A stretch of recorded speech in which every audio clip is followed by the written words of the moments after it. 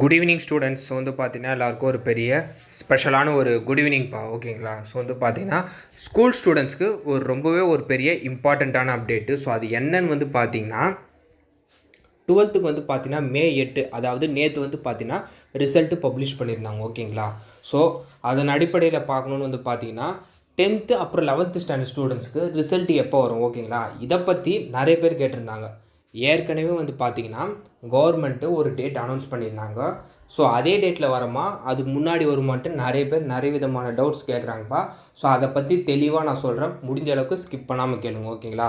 First விஷயம் வந்து பார்த்தீங்கன்னா நேற்று, அதாவது May 8 வந்து பார்த்தீங்கன்னா 12க்கு ரிசல்ட்டை வெளியிட்டிருந்தாங்க. ஓகேங்களா? ஸோ அவங்க ஏற்கனவே சொன்னது வந்து என்னென்னு வந்து பார்த்தீங்கன்னா May 9 வந்து பார்த்தீங்கன்னா 12ஆம் வகுப்புக்கு ரிசல்ட் வரும்னு சொல்லியிருந்தாங்க. ஆனால் ஒரு தினத்துக்கு முன்னாடியே வந்து பார்த்தீங்கன்னா May 8 ரிசல்ட்டை வெளியிட்டாங்க. ஓகேங்களா? இதே சூழ்நிலை 10த்துக்கோ 11த்துக்கோ நடக்குமான்னு கேட்டால் எஸ், கண்டிப்பாக நடக்கும். கிட்டத்தட்ட 80% வந்து பார்த்தீங்கன்னா முன்கூட்டியே ரிசல்ட்டை வெளியிட வாய்ப்பு ரொம்ப அதிகம். யாருக்குன்னா 10th அப்புறம் 11த்துக்கு. ஓகேங்களா?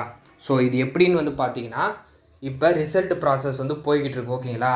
அதாவது வேல்யூஷன்லாம் முடிகிற சூழ்நிலையில் இருக்குது. ஸோ முடிஞ்சு மார்க்ஸ் அப்லோட் பண்ணுற ப்ராசஸ் முடிச்சுட்டு உங்களுக்கு ரிசல்ட்டை வெளியிடுவாங்க. ஓகேங்களா? ஸோ இது வந்து பார்த்தீங்கன்னா சீக்கிரம் முடிஞ்சிருச்சுன்னா உங்களுக்கு ரிசல்ட்டு சொன்ன டேட்டுக்கு முன்னாடியே ரிசல்ட்டை விட்டுருவாங்க. ஓகேங்களா?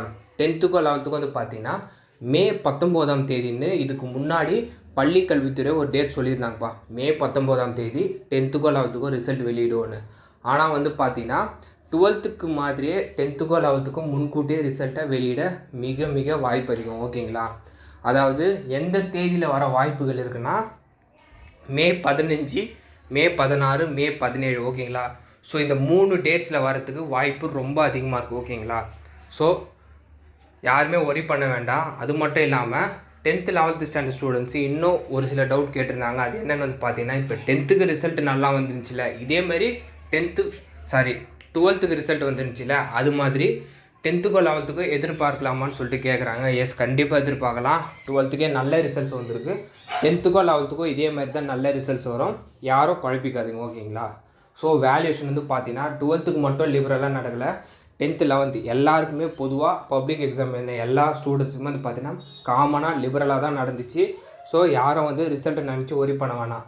ஏன்னா 12th ரிசல்ட் வந்த ஸ்டூடெண்ட்ஸு நாங்கள் எதிர்பார்த்ததை விட ஒரு 10-20 மார்க் கூட தான் வந்திருக்குன்னு சொல்லியிருக்காங்க. இதே மாதிரி தான் உங்களுக்கும் ரிசல்ட்டு பாசிட்டிவாக வரும். ஓகேங்களா? ஸோ யாரும் ஒரி பண்ணிக்காதீங்க. மேபி இன்னும் ஒரு 1 வீக்கில் வந்து பார்த்தீங்கன்னா அந்த புதிய ரிசல்ட் டேட் வந்து பார்த்தீங்கன்னா கன்ஃபார்ம் ஆயிரும். கன்ஃபார்ம் ஆனவனே உங்களுக்கு நாங்கள் கண்டிப்பாக அப்டேட் பண்ணுறோம். ஓகேங்களா?